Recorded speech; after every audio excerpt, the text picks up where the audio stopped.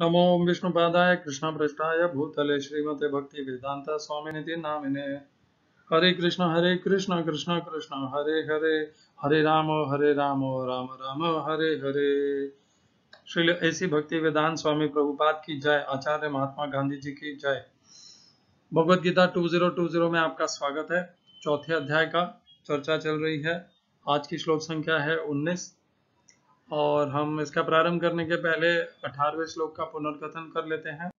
18वें श्लोक में भगवान कहते हैं कर्मण्य अकर्म यः पश्येद अकर्मणि च कर्म यः स बुद्धिमान मनुष्येषु स युक्त कृष्ण कर्म कृत। तो यहाँ पर भगवान ने बता दिया है कि कौन बुद्धिमान है समस्त मनुष्यों में वह व्यक्ति बुद्धिमान है जो सकर्म में भी अकर्म में परिवर्तित कर सकता है, जिसमें यह देखने की दृष्टि है कि कैसे सकर्म को अकर्म में परिवर्तित कर दिया जा सकता है। और वह मनुष्य जो अकर्म करता हुआ सकर्म से ऐसे प्रतीत हो कि सकर्म कर रहा है परंतु कर रहा अकर्म हो। तो इस प्रकार जो मनुष्य अपने समस्त तामसिक गुणों को, राजसिक गुणों को सात्विक गुणों में निरंतर परिवर्तित करता है वह अकर्म में स्थित हो जाता है। सात्विक गुण कर्म अर्थात अकर्म। और भगवान इसे ही बुद्धिमान कहते हैं। हम बुद्धिमान इस संसार में उन्हें कहते हैं जिनके पास बहुत सारी डिग्रियां होती है, शास्त्र की बहुत सारी पीएचडी वगैरह होती है, परंतु भगवान उसे बुद्धिमान कहते हैं जिसको सकर्म को अकर्म में परिवर्तित करना आ गया। इसी से संबंधित अगला श्लोक है। यहाँ पर भगवान ने बुद्धिमान कहा है, अगले श्लोक में भगवान बताएंगे कौन है पंडित। तो भगवान कहते हैं 19वें श्लोक में पंडित कौन है। यस्य सर्वे समारंभाः काम संकल्प वर्जिताः ज्ञानाग्नि दग्ध कर्माणम तमाहु पंडितम बुधाः। वह इससे एक हमने पिछले जो श्लोक किया था अभी, उसमें भगवान बताते हैं कि जो मनुष्य परिवर्तित कर लेता है सकर्म को अकर्म में वह बुद्धिमान है। जो देख सकता है सकर्म और अकर्म के बीच के भेद को, कैसे उसे परिवर्तित कर सकते हैं, यह जानता है, वह बुद्धिमान है। और उससे भी एक श्रेणी ऊपर वह है जो पंडित है। कैसे वह एक श्रेणी ऊपर है इसकी चर्चा हम अभी करेंगे। यस सर्वे समारंभा काम। हिंदी अनुवाद गीता यथारूप श्रील प्रभुपाद। जिस व्यक्ति का प्रत्येक प्रयास उद्यम इंद्रिय तृप्ति की कामना से रहित होता है उसे पूर्ण ज्ञानी समझा जाता है। उसे ही साधु पुरुष ऐसा कर्ता कहते हैं जिसने पूर्ण ज्ञान की अग्नि से कर्मफलों को भस्मसात कर दिया है। English translation Gita as it is Swami Prabhupada. One is understood to be in full knowledge whose every act is devoid of desire for sense gratification. He is said by sages to be a worker whose fruitive action is burned up by the fire of perfect knowledge. इस श्लोक में प्रयोग किए गए संस्कृत शब्दों के अर्थ हैं यस्य जिसके, सर्वे सभी प्रकार के, समारंभाः प्रयत्न उद्यम, काम इंद्रिय तृप्ति के लिए इच्छा पर आधारित, संकल्प निश्चय, वर्जिताः उससे शुद्ध हैं, से रहित हैं, ज्ञान अग्नि ज्ञान पूर्ण ज्ञान की अग्नि द्वारा दग्ध है, पवित्र भस्म किए हुए, कर्माणम जिसका कर्म, तम उसको आहुहु कहते हैं, पंडितम बुद्धिमान बुधा। यहाँ पर बुद्धिमान नहीं कहना चाहिए, बुद्धिमान पहले ही भगवान ने कह दिया था। बुद्धिमानों में भी वह पंडित है, बुधाः ज्ञानी, अर्थात बुद्धिमान जन भी जिसे कहते हैं पंडित, वह व्यक्ति है जो सदैव अकर्म में स्थित रहता है और सदैव अकर्म करता है, उसे पंडित कहते हैं। इस श्लोक का पहले तात्पर्य पढ़ लेते हैं श्रील प्रभुपाद द्वारा और फिर हम चर्चा करेंगे। हरे कृष्णा। तात्पर्य गीता यथारूप श्रील प्रभुपाद द्वारा 19वां श्लोक। श्रील प्रभुपाद कहते हैं, केवल पूर्ण ज्ञानी ही कृष्ण भावना भावित व्यक्ति के कार्यकलापों को समझ सकता है। ऐसे व्यक्ति में इंद्रिय तृप्ति की प्रवृत्ति का अभाव रहता है। इससे यह समझा जाता है कि भगवान के नित्य दास के रूप में उसे अपने स्वाभाविक स्वरूप का पूर्ण ज्ञान है, जिसके द्वारा उसने अपने कर्म फलों को भस्म कर दिया है। जिसने ऐसा पूर्ण ज्ञान प्राप्त कर लिया है वह सचमुच विद्वान है। भगवान के नित्य दासता के इस ज्ञान के विकास की तुलना अग्नि से की गई है। ऐसी अग्नि एक बार प्रज्वलित हो जाने पर कर्म के सारे फलों को भस्म कर सकती है। हरे कृष्णा। ओम अज्ञानतिमिरन्धस्य ज्ञानाञ्जनशलाकया चक्षुरुन्मीलितं येन तस्मै श्री गुरुवे नमः। एकं शास्त्रं देवकी पुत्र गीतम्, एक ही शास्त्र श्रीमद् भगवद गीता। एको देवो देवकी पुत्र एव, एक ही भगवान श्री कृष्ण। एको मंत्रस्तस्य नामानि यानि, एक ही मंत्र भगवान श्री कृष्ण के नाम का महामंत्र। हरे कृष्ण कृष्ण कृष्ण हरे हरे, हरे राम राम राम हरे हरे। कर्मापेकम तस्य देवस्य सेवा, कर्म के द्वारा भगवान श्री कृष्ण की सेवा। यस्य, जिसके, सर्वे, समस्त, समारंभा अर्थात प्रयत्न, मनुष्य काम संकल्प वर्जिता। तो यह जो हमारा मनुष्य समुदाय है, हम जो भी प्रयत्न करते हैं, बचपन से लेकर के आज तक हमने जितने भी प्रयत्न किए हैं, वे सारे के सारे समस्त काम और संकल्प के प्रभाव में हम करते हैं। हमें कुछ चाहिए होता है तब हम कर्म करते हैं। कर्म, यह कर्मलोक है, यह मनुष्य लोक कर्मलोक है। और कर्मलोक में भगवान ने ऐसा ही विधान बनाया है कि कामना उत्पन्न होती है और कामना हमें प्रभावित करती है कर्म करने के लिए। परंतु जो मनुष्य स्वयं को भोगने की इच्छा से हट करके दूसरों के सहयोग और दूसरों के सेवा के लिए यदि काम करता है, कर्म करता है, तो वह कर्मयोग हो जाता है। और यहाँ पर उसी अकर्म की, उसी कर्मयोग की भगवान संस्तुति कर रहे हैं और उसी मनुष्य को, कर्मयोगी को ही भगवान पंडित कर रहे हैं। कैसे? यस्य सर्वे समारंभा काम संकल्प वर्जिता। तो हमने चर्चा की कि हम जितने भी कर्म करते हैं उनके पीछे कुछ काम या संकल्प होते हैं। अरे आय बढ़ानी है क्योंकि परिवार में कुछ नया सामान चाहिए, नया मकान चाहिए, गाड़ी चाहिए, बच्चों को पढ़ाना है, तो हमारे समस्त कर्म काम के संकल्प से करते हैं। हम ये करना है इसलिए आय बढ़ानी है, आय बढ़ानी है इसलिए मैं कुछ ना कुछ कर्म करना पड़ेगा। तो हमारे समस्त कर्म काम के संकल्पों से होते हैं कि ये आय बढ़ा करके मैं इसका प्रयोग अपने परिवार के लिए करूंगा या अपनी सुख सुविधा ऐश्वर्य के लिए करूंगा। तो यस्य सर्वे समारंभा काम संकल्प वर्जिता। तो हमारे तो सारे कर्म काम और संकल्प के द्वारा प्रेरित होते हैं, उन्हीं के द्वारा हम कर्म करने में प्रवृत्त होते हैं, काम और संकल्प के द्वारा। परंतु जो कर्मयोगी होता है वह इंद्रियों की तृप्ति के लिए कार्य नहीं करता, वह स्वयं के सुख ऐश्वर्य भोग के लिए काम नहीं करता। वह अपने मन के द्वारा अपनी इंद्रियों को नियंत्रित करके उन्हें भोगने की वृत्ति से हटा करके दूसरे प्राणी मात्र की सेवा के लिए, सहयोग के लिए उन्हें वहां पर कर्मयोग में प्रवृत्त करता है। इस प्रकार जब मनुष्य कर्मयोग का आचरण करता है, उसके सारे संकल्प से रहित हो जाता है, वह समस्त कामनाओं से रहित हो जाता है और ज्ञान अग्नि है उसके अंदर। कौन सा ज्ञान है उसके अंदर जो हमारे में नहीं है? हमारे में तो यह ज्ञान है कि भाई कामनाएं आई हैं, इन कामनाओं को शांत करना है, तृप्त करना है, तो यह कामनाओं को प्राप्त करने के लिए भरसक प्रयत्न करना है, यह है हमारी ज्ञान। और उस मनुष्य में क्या ज्ञान है कि कामनाएं होनी ही नहीं चाहिए। कामनाएं आती हैं तो वह उन कामनाओं को हटा देता है। वह यह देखता है कि किस प्रकार से वह अपने शरीर, अपनी इंद्रियों को, कर्मेंद्रियों को कैसे दूसरों की सेवा में और सहयोग में लगा सकता है। और इस प्रकार वह अपने लिए नहीं, दूसरों के लिए, दूसरों के हित के लिए, कल्याण के लिए, उद्धार के लिए कर्म करता है। तो ज्ञान क्या है हमारा और उसका, दोनों ज्ञान में अंतर है। हमारा ज्ञान है हमारे स्वयं की इंद्रिय तृप्ति के लिए, और उसका ज्ञान है वो, इसलिए वो ज्ञान नहीं है, वह अज्ञान है। और उसका है शुद्ध ज्ञान। क्यों? क्योंकि वह स्वयं के लिए नहीं, वह तो दूसरों के लिए सेवा और सहयोग के लिए, दूसरों के उद्धार कल्याण के लिए अपने कर्म करना चाहता है। तो इस प्रकार करने से वह कर्म के बंधनों में नहीं बंधेगा। ज्ञानाग्नि दग्ध अर्थात भस्म कर देती है कर्माणम, समस्त कर्मों को तथा कर्म के फलों को। यहाँ पे कर्माणम शब्द का अर्थ है उनके उसके कर्म तथा उसके फल दोनों ही आ जाते हैं। तमाहु पंडितम बुधाः, जो ज्ञानी जन है जिन्होंने जिनका जिक्र 18वें श्लोक में हुआ था कि जो जानते हैं कि कैसे सकर्म को अकर्म में परिवर्तित किया जा सकता है, जो सकर्म और अकर्म के मध्य में उनके भेद को जानता है, वह बुद्धिमान है। और वो बुद्धिमानों से भी श्रेष्ठ यह पंडित है जो सदैव सकर्म की तो उसमें कोई रंच मात्र भी उसमें उसके आचरण में सकर्म है ही नहीं। उसके समस्त सर्वे, सर्वे शब्द का मतलब होता है हर, उसके समस्त कर्म, सर्वे, वो जो भी कर्म करता है अपने जीवन में वे काम और संकल्प से वर्जित होते हैं। काम और संकल्प, तो जब हम मैं लांछन नहीं लगा रहा हूं किसी पे, परंतु जब हम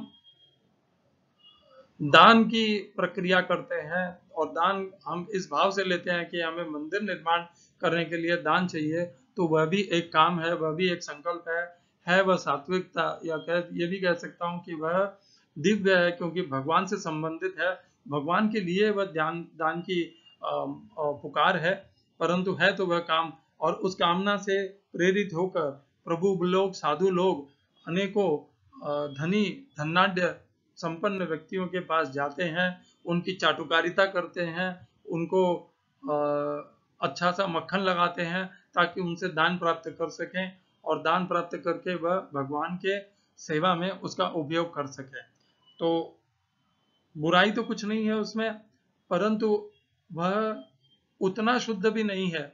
भगवान को ऐसी सेवा की कोई आवश्यकता नहीं है। भगवान ने कहीं नहीं कहा भगवत गीता में कि तुम मेरे भव्य मंदिर बनाओ, मेरे मंदिरों को बनाने के लिए धनी व्यक्तियों की चाटुकारिता करके दान प्राप्त करो। भगवान ने नहीं उन्हें श्रेष्ठ भक्त कहा है। भगवान ने तो केवल उन्हें श्रेष्ठ भक्त कहा है जो भगवान के दिए हुए इस दिव्य ज्ञान का प्रचार कर देते हैं, भले पेड़ के नीचे बैठ के करें तो भी चलेगा। ऐसा कोई आवश्यक नहीं है कि महान मार्बल के, संगमरमर के और एयर कंडीशन हॉल में बैठ करके ही प्रचार होना चाहिए गीता का। ध्यान रखिए, भागवतम का प्रचार सुखदेव गोस्वामी ने परीक्षित महाराज को वन में दिया था, पेड़ के नीचे बैठ करके दिया था। तो यह कहीं भी आवश्यक नहीं है कि बड़े बड़े संगमर के मंदिर होने चाहिए, भव्य भगवान का भगवान की वेशभूषा और दिव्य होनी चाहिए। बहुत अच्छा है ऐसा है तो, परंतु उसके लिए जब हम कामनाएं करते हैं, धनी व्यक्तियों की चाटुकारिता करते हैं, और जो अमानुष जैसे राक्षसी प्रवृत्ति के मनुष्य हैं उनकी शरण ग्रहण करते हैं कि हमारे मंदिर को आप बचाइए, आप हिंदुओं के प्रतिनिधित्व करते हैं, इसलिए इस प्रकार की राजनीतिक संस्थाओं की शरण ग्रहण करते हैं, उनका आश्रय ग्रहण करते हैं, तो यह सब काम संकल्प हैं, यह सब शुद्ध नहीं है। और कर्मयोगी तो वह है जो इन सब से भी रहित होता है, वह इन सब से भी एक श्रेणी ऊपर होता है। उसे ना तो कोई संगमरमर के मंदिर चाहिए, ना उसे कोई बहुत बड़ी संस्था चाहिए, ना वो चाहता है कि यह सब का कि संरक्षण होना चाहिए। वह तो अपने मन से, भगवान ने जो उसे लक्ष्य दिया है, भगवान ने भगवत गीता में एकमात्र अपने भक्त को उत्तरदायित्व दिया है कि उनके दिए हुए इस दिव्य गीता ज्ञान का प्रचार करे, शुद्ध भक्तों में प्रचार करे, और यही एकमात्र उद्देश्य भगवान ने अपने भक्तों को उनकी सेवा, भगवान की सेवा के लिए यह एकमात्र उद्देश्य दिया है। आप अपने जीवन को बड़े बड़े मंदिरों को बनाने में, बड़े बड़े संस्थाओं का निर्माण करने में, बड़े बड़े संस्थाओं की व्यवस्था देखने में मत लगाइए। आप सीधे सीधे भगवान को जो प्रिय है वह उनकी उस माध्यम से उनकी सेवा कीजिए, भगवान के बताए हुए इस दिव्य ज्ञान का प्रचार कीजिए, इस ज्ञान को सरल शब्दों में, आसान शब्दों में जन जन समुदाय तक पहुंचाइए, ताकि जन जन समुदाय इस दिव्य ज्ञान का लाभ लेकर के अपने आप का, अपना स्वयं का कल्याण कर सके, उद्धार कर सके, अज्ञान और मोह से, कामनाओं से ऊपर उठ सके और कर्मयोग में स्थित हो सके। तो यह जो इस प्रकार का यह जो आचरण है, यह काम संकल्प से वर्जित है। थोड़ा बहुत भी यदि मिश्रण है, भले उसका प्रयोजन कुछ भी हो, कितना भी शुद्ध हो, कितना भी प्रयोजन है, परंतु उसमें काम और संकल्प तो रह ही जाएंगे। यह आपको उदाहरण देखना है तो आप इसका समस्त उदाहरण महात्मा गांधी जी में देख सकते हैं। महात्मा गांधी जी ने अपने जीवन में, जब से वे भारत में उनके चरण स्थापित हुए 1915 में, तब से लेकर के 1948 जब उनकी हत्या कर दी गई थी, एक पागल व्यक्ति, मूर्ख व्यक्ति के द्वारा उनकी हत्या कर दी गई थी, तब तक वे हो सकता है आप में से कुछ लोग बीजेपी और इनके हिंदू महासभा के हो, राष्ट्रीय स्वयंसेवक के हो, आपके दृष्टि में नाथूराम गोडसे और उनके द्वारा की गई एक अहिंसक महात्मा की हत्या को आप सत्य ठहराना चाहते होंगे, परंतु मैं जो गलत है, जो अनुचित है, उसे अनुचित ही कहूंगा। उन्होंने एक पाप कर्म किया है। दूसरों की हिंसा करना, दूसरों का हत्या करना किसी मनुष्य को इसका अधिकार नहीं है।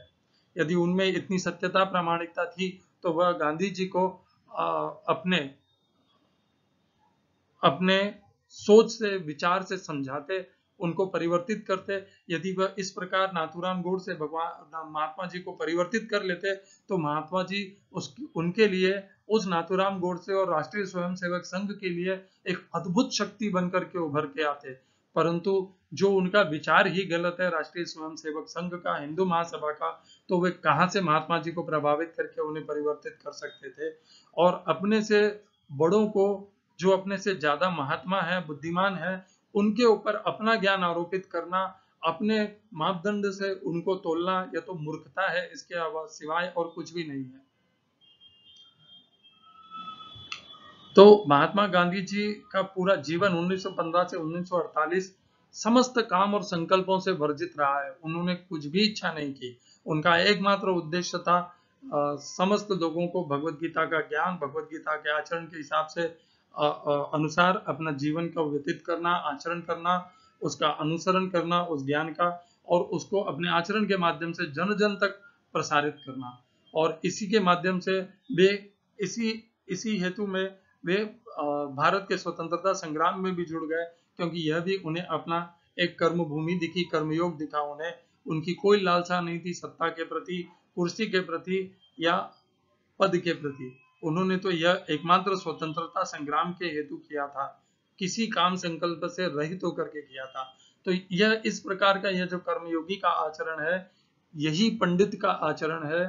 पंडित, हम जिसे पंडित समझते हैं हमारे साधारण मनुष्य समुदाय में, जो आकर के ब्राह्मण आकर के कर्मकांड कर जाता है, यहाँ पर उस पंडित की बात नहीं हो रही है। यह वो पंडित है जिसने अपने समस्त कामनाओं के ऊपर विजय प्राप्त कर लिया है, समस्त मन, बुद्धि और इंद्रियों पर नियंत्रण कर लिया है। उसके समस्त कर्म, छोटे से लेकर के बड़े समस्त कर्म जो उसके होते हैं, वे सब के सब अकर्म, कर्मयोग के लिए होते हैं। वह तो कर्मकांड करेगा ही नहीं। कर्मकांड तो वह व्यक्ति करेगा जो अपने पेट भरण के लिए करता है, इसको व्यवसाय के भांति करता है। इस पंडित का तो इस प्रकार का कोई आचरण ही नहीं हो सकता। वो अपना पेट भरने के लिए भी कर्मकांड में प्रवृत्त नहीं हो सकता। तो यह पंडित हमारे सामाजिक पंडितों से अलग है, पृथक है, भिन्न है। इसे उस पंडितों की तुलना में मत तोल लीजिएगा।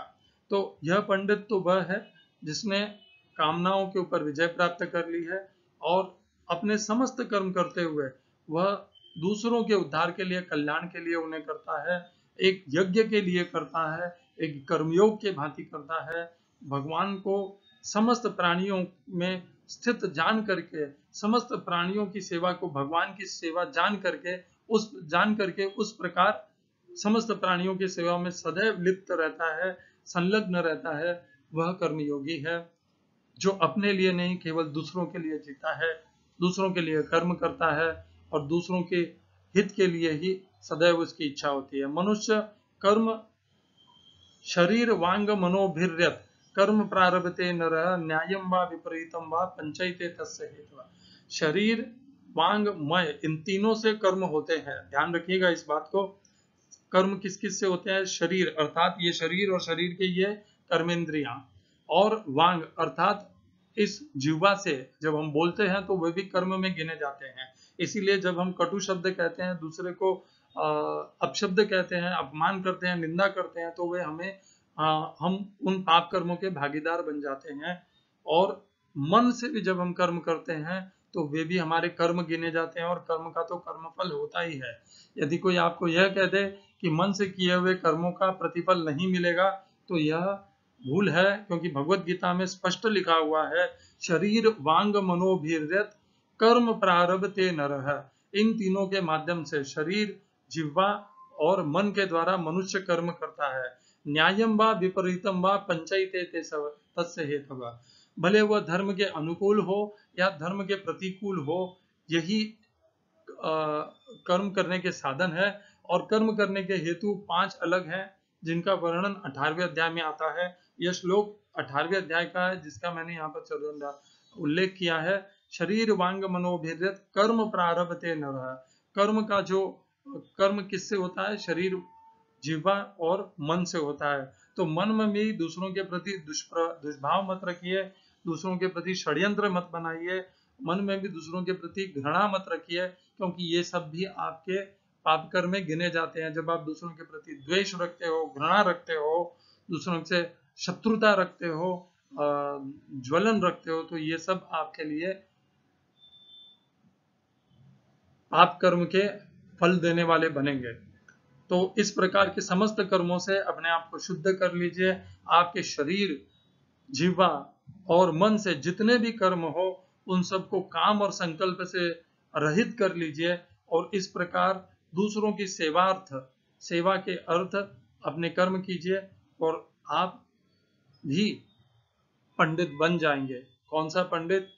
कर्मयोगी पंडित। हरे कृष्णा। श्रील ऐसी भक्ति वेदांत स्वामी प्रभुपाद की जय। आचार्य महात्मा गांधी जी की जय।